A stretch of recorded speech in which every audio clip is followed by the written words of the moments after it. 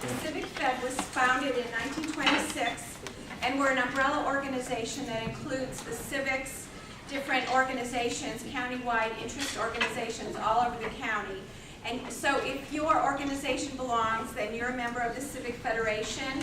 If not, then you can also join as an individual. And our website is montgomerycivic.org. So if anybody wants to sign up, I would encourage people to join the Civic Fed. And now I wanted to introduce, we're lucky enough to have two editors from the award-winning Rockville High School newspaper, The Rampage, and their teacher, Miss Jessica Nassau. So I'll just give a little introduction here. Anthony, on the left, is a senior who's going to Rockville High School, and he is editor-in-chief of The Rampage. And he's reported on issues such as political ideology, open lunch, and budget cuts, as well as sports. And he is also an active member of the Key Club, assisting with food and clothing drives and his own school basketball team. And Nicholas Cropper on the right, also a senior at Rockville High School, is the integrity chief for The Rampage. And he's reported on issues such as the DREAM Act, gun laws, and ESOL classes. He plans to study journalism at the university level, and he hopes to write for a professional newspaper. And Mr. Cropper is also on the lacrosse team at the school. So thank you so much for moderating. Everybody appreciates it. It's really great.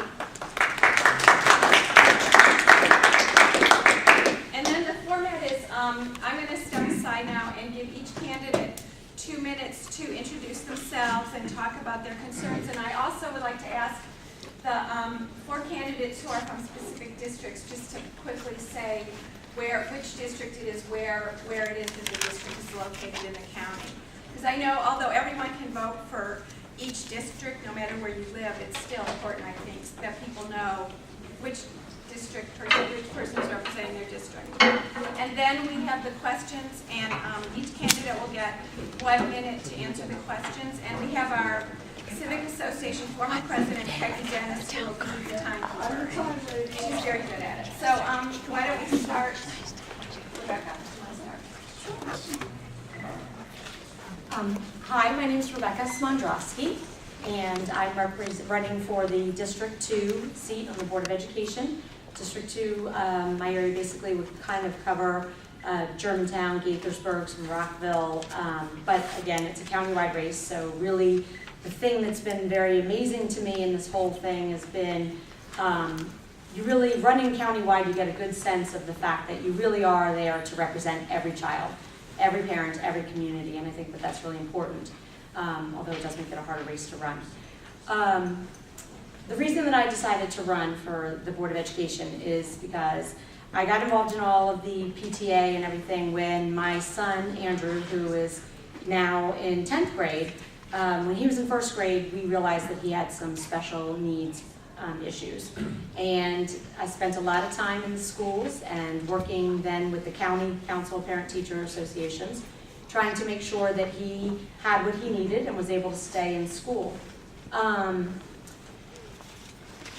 My background, basically, I do public and government relations work. I've resigned from that to run for this race for Board of Education in January. I most recently worked for Senator Roger Mano.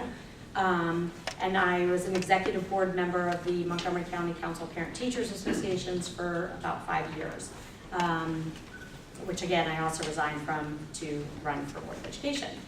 I think our Board of Education right now has great institutional knowledge. I think we've done a very good job of representing, the things that we need to know to make our school system as great as it is.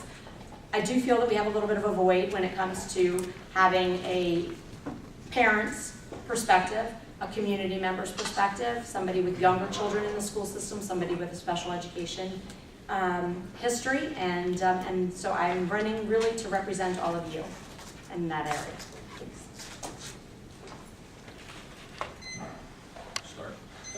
Good evening. My name is Fred Evans. I'm also running for the District 2 seat, which has been described. I came to Montgomery County in 1970 as a teacher. I started my teaching career here in Montgomery and had what I consider a great 30-year career in the Montgomery County schools. I was a teacher, a human relations specialist, assistant principal at Rockville High School. Remember the Rampage then?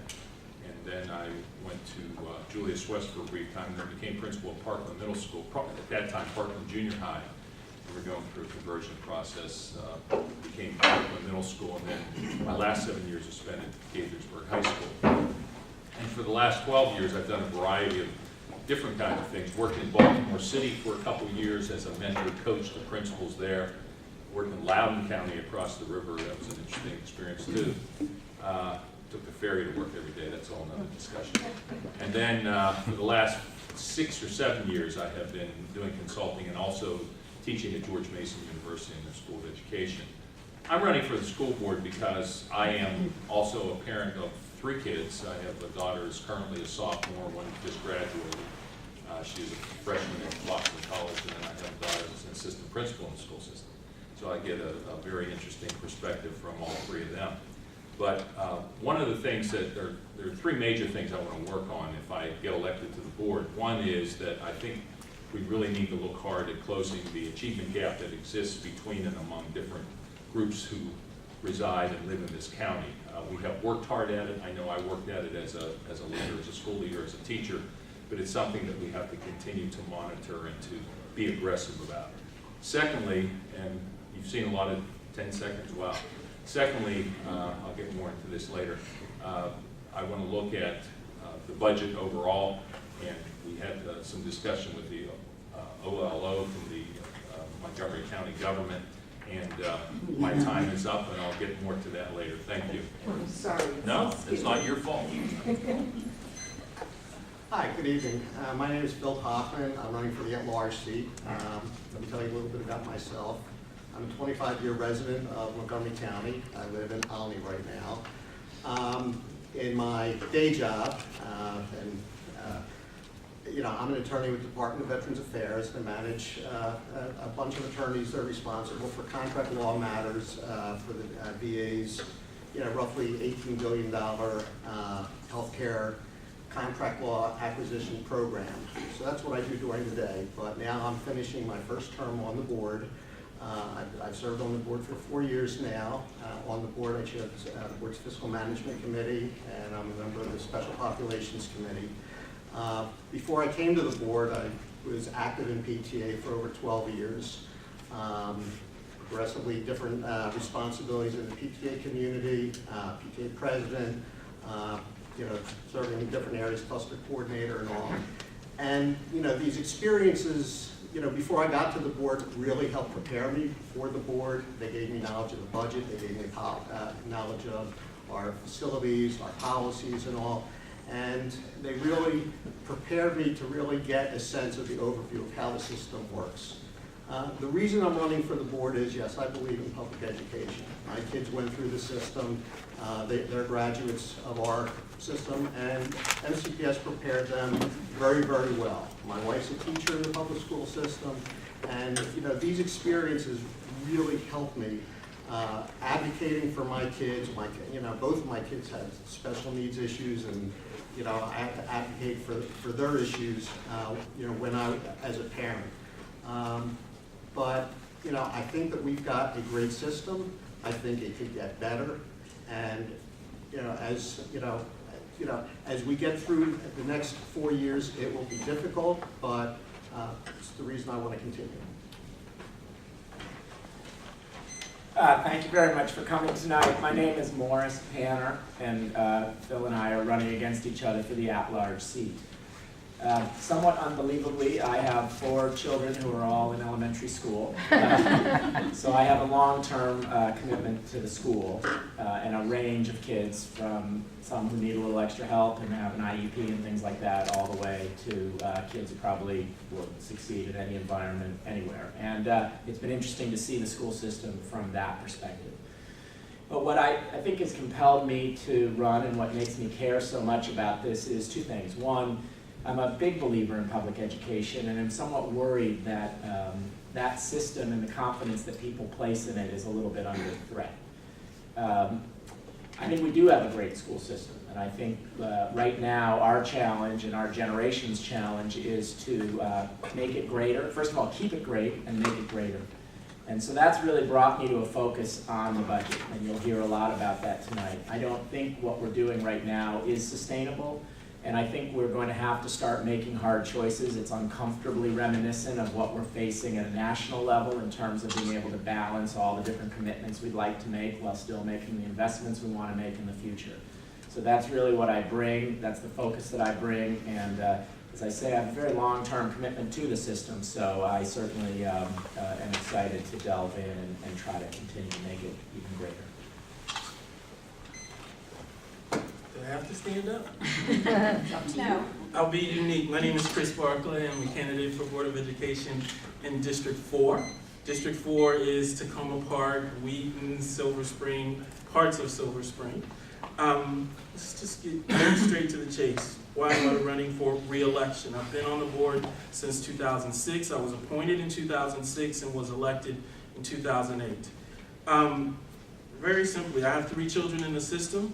I'm concerned that Montgomery County Public Schools needs to be a great system for every child. I think it is a fantastic system, but I know the reality is that there are some children who aren't getting as much out of the system as they need to. So I'm really concerned about achievement. We can call it the achievement gap, but really it's the responsibility of us as adults to make sure we give the very best to all children. And I'm a believer in public education like everyone here is, but I really understand it as the great equalizer and the changer of the arc for many families. And I'm very concerned that what we need to be doing is figuring out how to get to know our children in ways that ensure that we can give them the very best. I think that's a challenge. I think that we have a lot of work to do, but I think that it's the responsibility of the Board of Education to give vision and direction to our system to figure that out, and then to let them go off and do the work, and then hold them accountable for what they do. So I've chaired the Fiscal Management Committee. I am on the Policy Committee. I've been on the Strategic Planning Committee. I'm Vice President of the Board now. I have been President of the Board in the past, last year, and I was Vice President before that. I think I have the confidence of folks, elected officials throughout this county. I've worked very hard with the County Council, not always in friendly ways, but I think in respectful ways. And one of the things that you'll hear as we talk about what we have to do as a board tonight is we've got to figure out how we're going to make this a single Montgomery County, not just this prospect of there being a Board of Education and a County Council and our interests being divergent. Our interests are the same. It's all our interests. So that's what I'm about. Good evening. My name is Anita Seckinger, and thank you for inviting us to speak to you today. I'm running for the board in District 4 as well, and the reason I came to run is because I do some volunteer work in the schools, and I'm in there every week, and I do mediation, and I do conflict resolution counseling. And we have a huge problem with bullying and violence in our schools. And it's something I'm confronted with every single day, and I think that we have to do something about that, because no matter how great our teachers or our school system is, if we've got children that are afraid of going to school and they can't make it in the schools, it's not going to work. I'm also extremely concerned about budget issues, because all of these programs that we need in the schools are going to cost money. And so we have to really take a good look at the budget and prioritize and see what's most important for our children's health and education.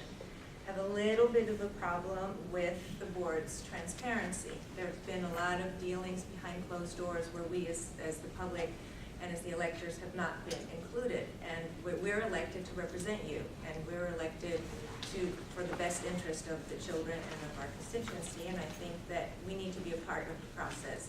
So I would really like to see more transparency in the board. I'd like to see more safety for our children in the schools, and a number of other things, but those are really 2 of my main points. Thank you. Thank you. We're going to move it over then and have questions, but I thought I'd throw out the first question.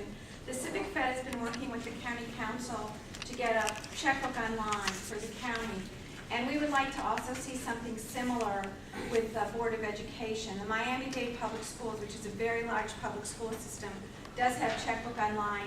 And so I'd just like to quickly ask if you could each respond, if you, just almost a yes or no question regarding a checkbook online where you take the finances, your accounts and contracts and so forth, and just put them online for the citizens to see. So I guess we could start at the far end. Yes, I'm very much in favor of that. I think that it's our dollars, our tax dollars at work, and I think that we have a right to know where they're going, when they're going, how much is going, so I'm in favor of it. Love to know more about a checkbook online. Sounds like a decent idea. I think the Fiscal Management Committee has done a lot to really make sure that we can have a great deal more transparency when it comes to the finances of the school system, so it sounds fun. I'm also in favor of it. I think that it is a level of transparency which we would expect of any sort of public company. I come out of a business environment where you have to file material contracts, you have to file your financial statements, and I think it's just good practice and good discipline, and it's a public entity, and I don't know the specifics of the checkbook online system, but the idea that these should be publicly accessible and available online, I think makes good sense. I would agree with what's been said. I think that what we would need to do as a school system is to investigate what is involved in setting it up, what are the costs of setting up the system, what's the cost of maintaining the system.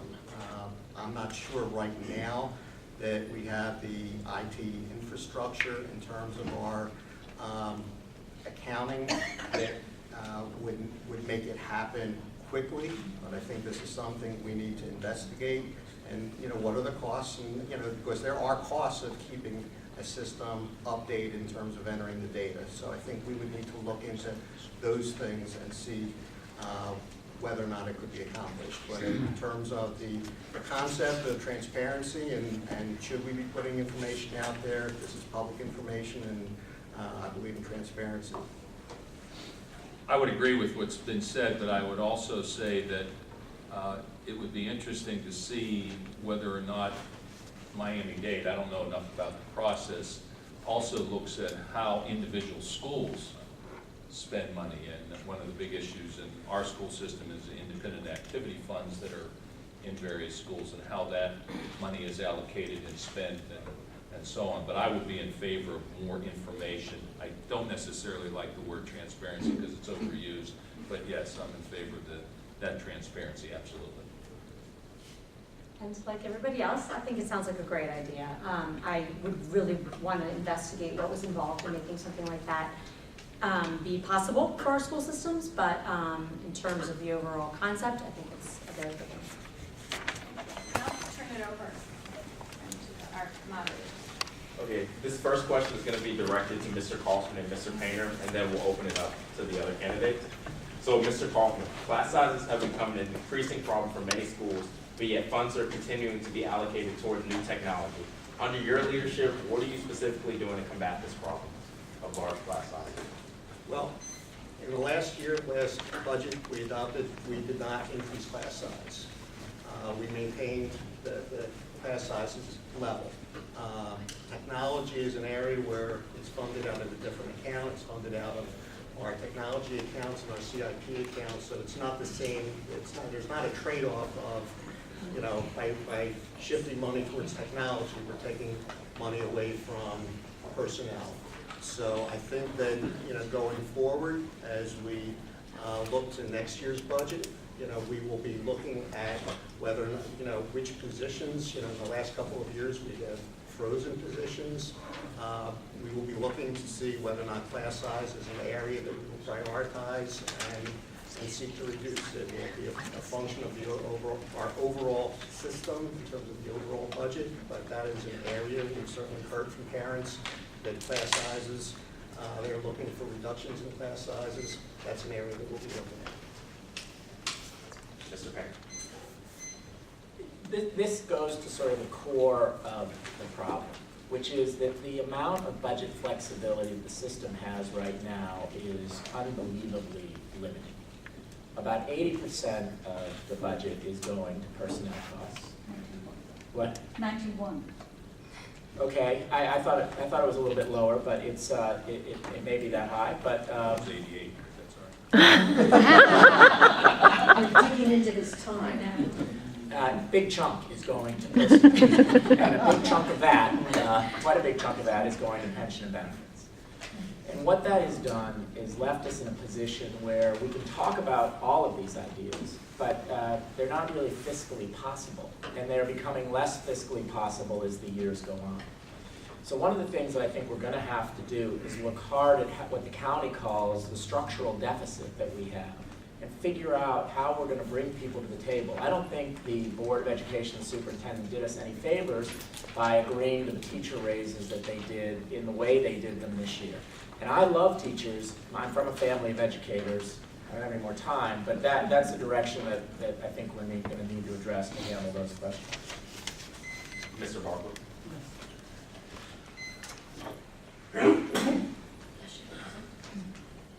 What is your plan in regards to allocating resources to schools that are behind in terms of academic achievement and test scores?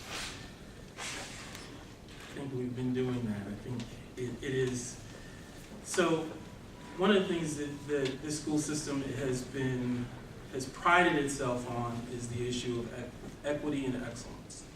So I don't think we can say that we have not been putting resources to schools that need more resources when it comes to how students are doing. And I don't really like to just talk about how students are doing on test scores, because I don't believe that the MSA really tells you what a child is learning or is not learning. So it's a little funky measure, please excuse my language, but I'm not a big fan of the MSAs. I think what we're really talking about is how do we meet the needs of every child? And I've been an advocate and will continue to be an advocate for us to really look at how do we need to structure our budget to make sure that we can do that. One of the issues that I think has been really important for us is we've talked about the budget interest of the board. And I think this year, it's a new process that we've said to the superintendent. Here are the things that we're looking at. One of the things I'm really concerned about is what are we doing with middle school? I think if you look at the performance of our students in middle school, it's falling off and we need to improve it. So we have said to the superintendent, we've got to address this. So we're pushing to make that happen, but I know it's time, but I don't know how you do this in 1 minute. I believe that we have to have some real discussions with the superintendent and with the budget team to figure out what are the best ways to resolve the issues that we've got, for example, in middle school, and I think we can say that across the board in high schools and in our elementary schools. So that's the beginning process. This is a question for all the candidates. How do you plan on closing the achievement gaps between students groups in Montgomery County Public Schools? John, can I answer that first?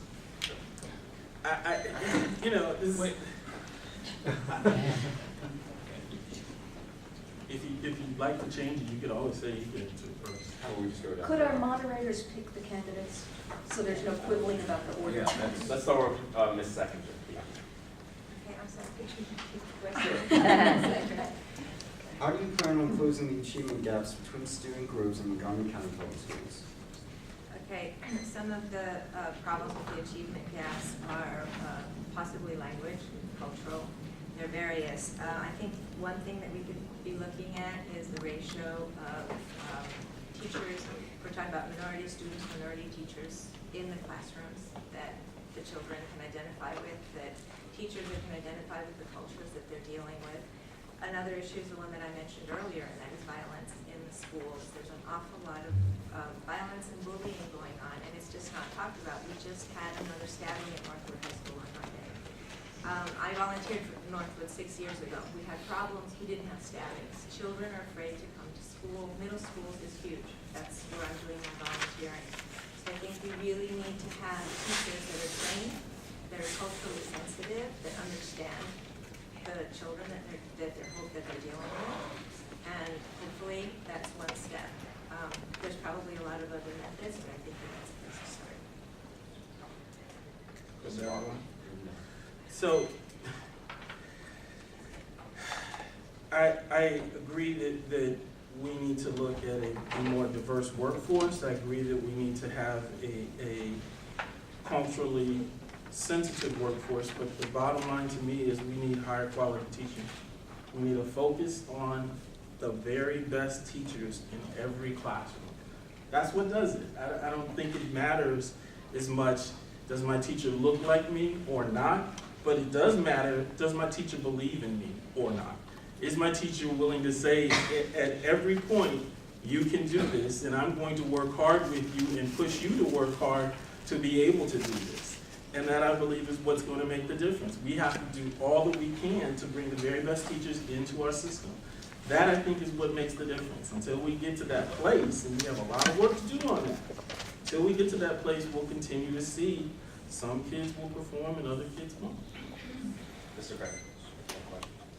I agree with Chris's fundamental premise about empowering teachers in the classroom. And in fact, I think that the biggest issue in order to solve the achievement gap is to empower people in local communities to do innovative things. I think it's very difficult to solve any of these problems from a top-down perspective. One of the things that I think any parent knows is that when you walk into a classroom or you walk into a school, it takes you about 3 minutes to know what's going on and who's good and why it's happening, and you figure it out almost immediately. It's very hard to get your hands on that from a sort of central point of view. And I think one of the things that's been interesting, that's been highlighted in the race to the top, all of these various innovative programs, is that if you unleash the power of great people to do great teaching, you get great results. And what I'm concerned about is that we're spending too much time trying to do a top-down approach, which is very difficult to do, and I don't think we're doing it successfully. Mr. Kaufman. Well, I'm glad the question was the achievement gaps, because it's not just a minority achievement gap, it's also special ed achievement gap, it's English language learners achievement gap, it's poor, non-poor achievement gaps. We have a lot of achievement gaps.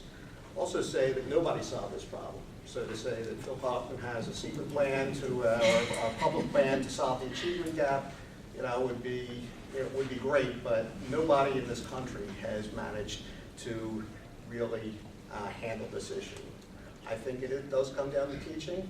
I think, when you look at around the world, the school, the systems that are most successful are school systems, Finland, Korea, Singapore. What they do is they value teachers. They hire the best teachers, they pay them well, they train them, and they try to keep them. And those are the systems that have the most success with their educational systems, and I think that's what we need to do. It's a great question. My first statement wants to be very clear. I hear it is absolutely critical that we have good teachers, but it's also critical that we have excellent support staff, and not most importantly, but equally as importantly, is that we have good leadership in each school. Because without that leadership, teachers who are excellent, I've talked to plenty who, because the leadership in the school was not supporting them, they chose to go to other schools. So all three of those components have to be part of closing the achievement gap. And from that, you get community engagement. If parents believe and see that all the staff in that building are concerned about their children, there will be success because the parents will get engaged. I may be able to cite some of those later, but the community engagement is very, very important. Bringing parents into the schools, bringing business people into the schools, very, very critical. Hopefully I'll talk more about that later. I agree very much so with everything that everybody has said here. To follow up on what Phil mentioned, I do think it's important that we value our teachers and we have the best teachers that we possibly can and support staff. I also think it's important that we value our students, though. I think it's important that we don't ever lose perspective of what a truly successful student is. And I think that when you get students who feel good about what they're doing and are excited about their futures, and we keep the community involved and we get the parents engaged, that those are the things that actually naturally close achievement gaps that we may not get just by teaching to a test. There are some kids who are never going to do well on a test, and that does not necessarily mean that they are unsuccessful or that they are not achieving at the same level as some of the other students. And I think we need to look at the broader picture in that sense. This next question is going to be for all the candidates. We're going to start with Ms. Sombrowski at the end. Ms. Sombrowski at the end. Sombrowski at the end. The Board of Education owns a number of future school sites, which it holds in trust. Do you believe that the Board of Education should retain legal control over these sites?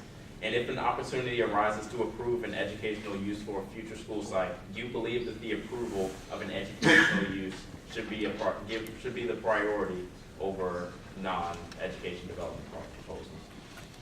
I think that depends. I think it depends on what they want to do with the property. I think it depends on what the community wants to happen with the properties. I think that it's important that they maintain responsibility for it, but I do believe that if there's a proposal that's brought to them, that it's important to have public forums, find out what the community wants and what the process is and what we'd be giving up, what we'd be gaining, and make valued judgments from there. That's right. Since 1970, I've seen the ebb and flow of school openings and school closures, and it's always it's always been very, very contentious. I believe that the most important thing about this issue is to have the open dialogue with the public so the public knows. This current issue that's going on where school property is now being used for a potential soccer field, and that contentiousness has been pretty incredible. And what I hear, I don't know enough detail about it, but what I hear is that the information was not placed out to the public. Nope. And that has to be looked at. That's where I will use the word transparency. Mr. Paul? I think that, yes, with the property that the school system owns, we own in trust for the school system, and we own it in trust for educational purposes. So that is the focus that I would always review any proposal. If we do transfer properties, I think it's important that the school system have the opportunity to get the property back. If we momentarily don't have an educational need for properties and we do decide to transfer them, I think it's critically important that we have the rights to get it back at our discretion and not the discretion of the county executive and not the discretion of the county council. We've had issues where the prior school systems have disposed of properties. We have Perry High School where it was given away, and we said that it was not the right thing for the council to give that property to a private institution, and the council said, no, we're going to give that property away. I think it's important that we maintain our rights because we don't know in the future when we will need these properties back. We have burgeoning enrollment, and we may always need these properties. So we have to maintain our rights. I think the most important thing at stake here, again, goes back to how are we going to preserve and maintain local control and investment over public schools. One of the things that a local school does for a community, if it's functioning well, is it turns that community into a really wonderful place. And people value that enormously. It makes it easier for the parents to contribute. It makes it easier for the kids to get there. It makes it easier for everybody to be engaged and involved. And I think one of the things that's happening as our county is growing so big is it's becoming harder and harder to vindicate the interests of these smaller communities and look at things not just from a county perspective, but from a community perspective. So the challenge of the next 4 years, the next 8 years, first of all is our budget to make it sustainable, but second of all is going to be how do we preserve the community interest and involvement in what is a very big system. So, can I say yes and yes? I mean, first and foremost, the school system has the responsibility to hold that land in trust, and we should. Second of all, obviously the priority is to look at future school sites and make a determination if there are educational purposes for that land. If there are, then it should be used that way. Now, the issue that I think is the veiled question here, which I will not get completely into given the legal issues that exist, is the educational purposes can be a broad range. And I think that there is this point where we have to make some determinations as to what are the real educational purposes for use of it. And part of this is this part of the potential sector plan of a community, and is the community willing to either see a school there or see some recreational facilities there or other things there. And sometimes communities, while they love to have schools, they don't necessarily want them in their backyard. That's the difficulty that I think sometimes we get into and we have to address. That's a public conversation. As been said before, the school property is held in trust for the children and for the school and in our future, and it should definitely stay that way. It should not, anything that's an educational purpose should be an educational purpose, and I don't think that the definition is that difficult to ascertain. I do not think that these properties should go into private hands. I think they need to stay in the school system. They stay, and if temporarily the land is not needed and there's another use for it, the community has to be involved in the decision as to what's going to be made with that land. But it should always be in reserve for educational purposes and not for private purposes.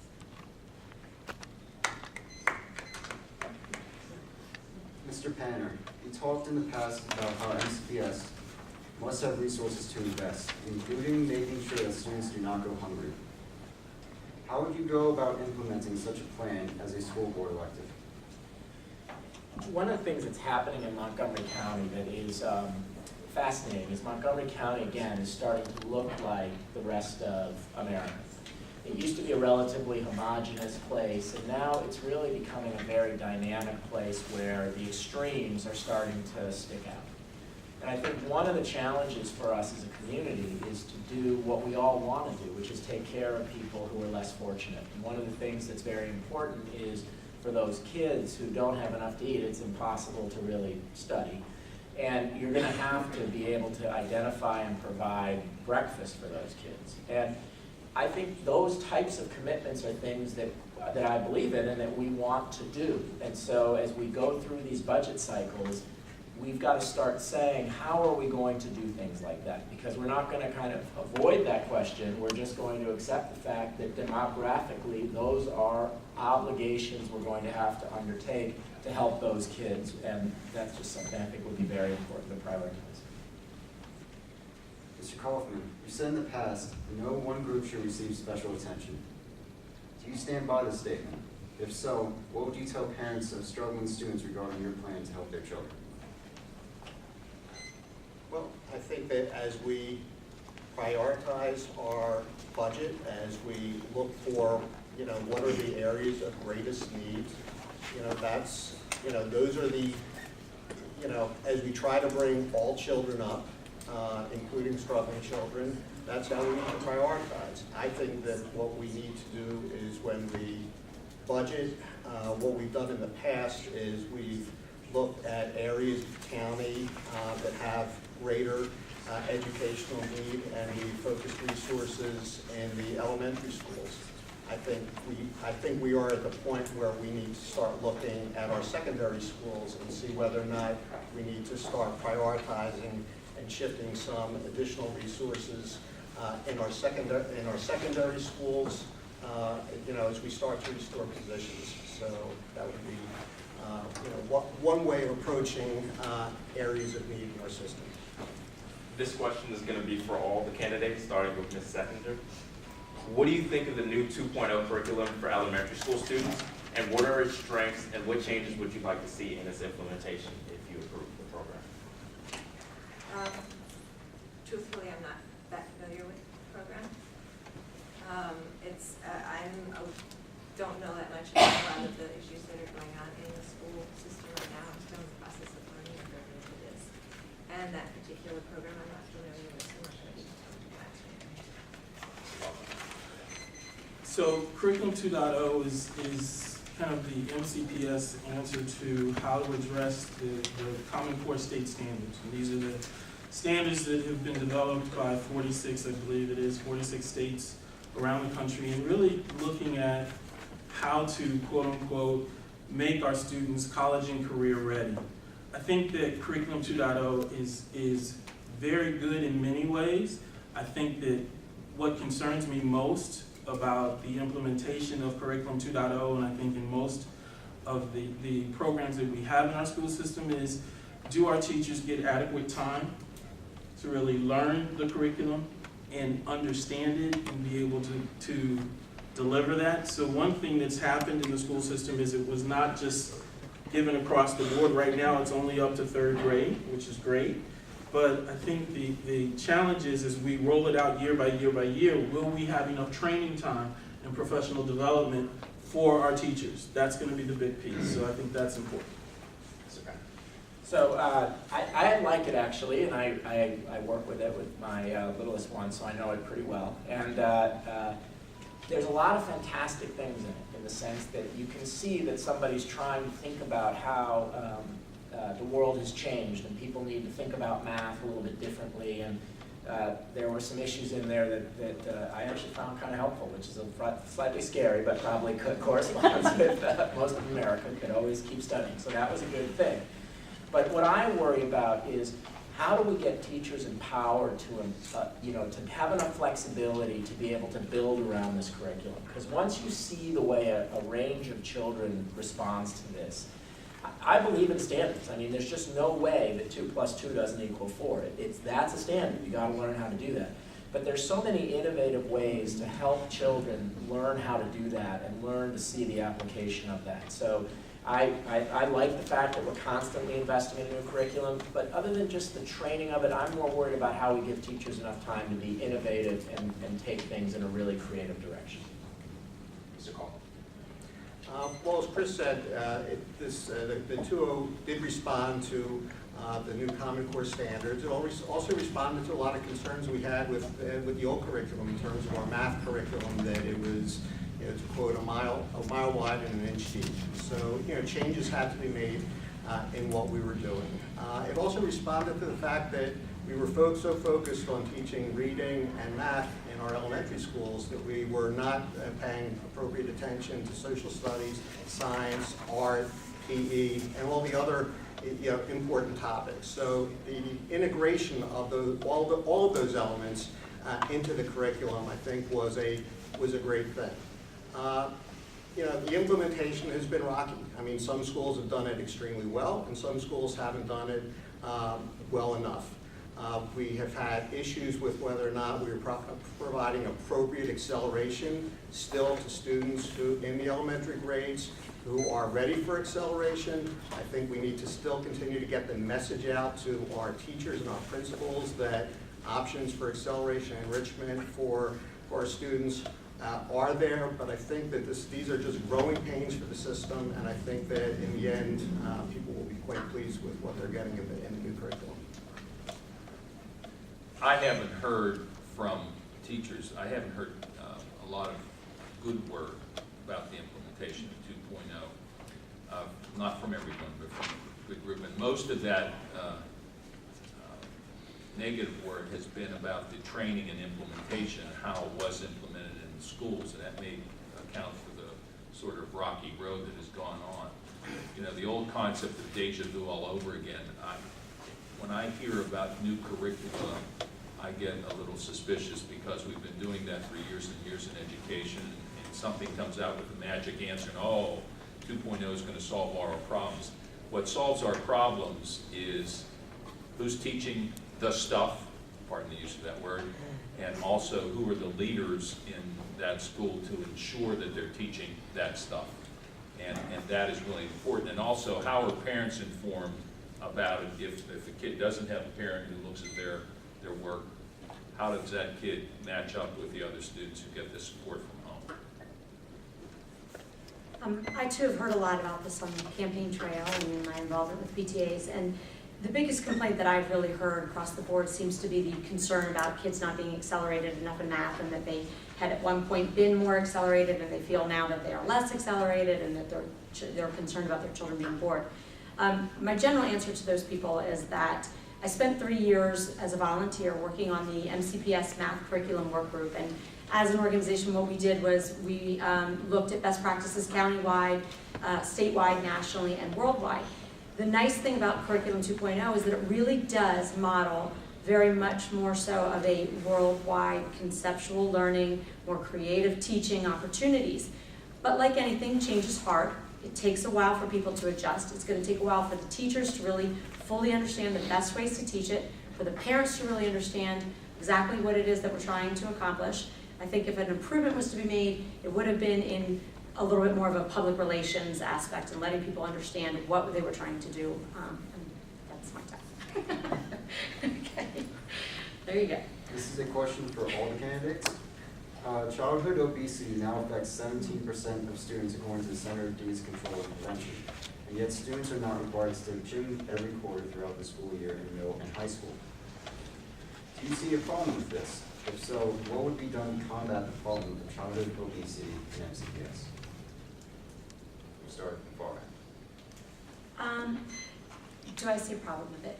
I do, but I'm not sure that every child is getting the best idea of a healthy lifestyle and healthy living from gym class. That's maybe wrong to say, but I think that we need to be really addressing issues about healthy living and making sure, like with the gardens and things like that in our schools, those type of things to me are almost equally as important as a good gym class, because kids are really learning what it's like to not only focus on what kind of activity they're doing, but also what they're putting into their bodies, and healthy living, and understanding that there are long-term consequences to even the littlest things that we do now. And so, yes, I support gym. I know time is short and resources are tight, but I think it's important that kids really understand fully what is good for them and what is the right thing to do in terms of their bodies. I think this is a very serious problem nationally, and I don't know internationally, but the rate of obesity in our nation, be they adults or children, is very serious. And I think one of the most important things I can do as an individual is how I model my behavior and make sure that my children get the right nutrition and exercise and all that at that point. I don't believe that gym is going to resolve the problem, the serious problem that we have with obesity in this country. And I do believe, however, that we should have more exercise opportunities in school during the school day. But I'm also concerned about what happens from 2:10 until 7:30 the next day if you're a high school student, and what kind of activities you're engaged in and how you're eating when you're not in the school building. So I think this issue demands a community-wide effort, because it's not just the schools and it's not just one community, it's in many communities. It goes across demographic lines, and very, very critical. I would agree with everything that Fred has said. I think that I'm not sure that more PE is the issue, but quite frankly, we have an issue with the time of our schools and our school day.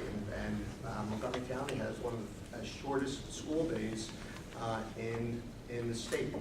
I think that we need to look at options like expanding the school days so that we can add things like more PE and more recess to let kids get out.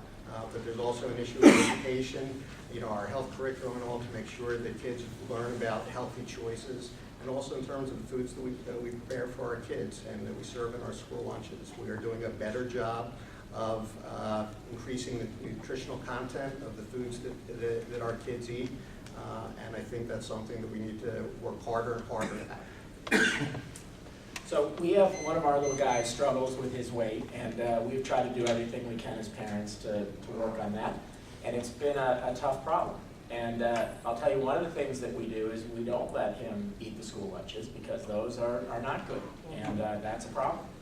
And the other thing we found out is the only way to help him is he does best when he's running around. And we try to find these opportunities, and when they cut back on these things, if we cut back on these things, that's a problem. And so I've experienced this firsthand, and there's really only we haven't solved the problem. I can't say we know how to solve the problem, but I know how to at least make it better. And it's been very frustrating as a parent. He wants to buy the school lunches. They're not okay for him. And he's very frustrated he doesn't get more opportunities to run around. So that's what I would change. So as the only obese person on this panel, I would say a couple different things. I agree with pretty much what everybody has said. I don't think this comes down to more PE time, because it's not going to be enough time for kids to change their lifestyle. I do think that there has to be a community effort that is, how do we get kids up and around and moving physically? How do we get folks active? Because the reality is a lot of our kids are sitting at home either on computers or working with their video games or whatever. They're not going outside. They're stuck in situations where you gotta drive them to go play with somebody else. I mean, it is very different. So putting this all on the schools, I don't think is gonna be the appropriate thing. I think we can be a partner in how to work on it. I think that we do have to create as many opportunities for our young people to be active physically. I think we've got to figure out ways that kids can be up and moving. And some of that may be looking at creative ways in the classroom to be able to teach lessons that aren't so constrained, because I know my daughter has a really hard time sitting in her seat for 6.5 hours in a day. But I think it's going to be a partnership, and I think we really got to look to the health department and other folks to work with us on how to do this. Yeah, one PE class is probably not going to be the solution, but it's a start, because there are also a lot of children that there are not as many parks like there were when we were growing up. There are not a lot of places for the children to go and play, so they do need to have a safe place to have exercise, and the school has that responsibility. I also feel that the lunches that are being served in school, all the food that's in school is terrible. We have a wonderful ag reserve here, and why can't we negotiate something with fresh food for our children? I'm not quite sure why. Right now, they get institutionalized food. It's trucked in, it's stored in warehouses. It's just not healthy, and that has to change. And the PE, and yes, a lot of it has to come from home, but the gardens in school, teaching children about where their food comes from, taking them out into nature, getting them to know nature again, getting them to know farms again, getting them to put their hands in the soil is very, very important, and all of that is going to help. But we do need the PE classes back.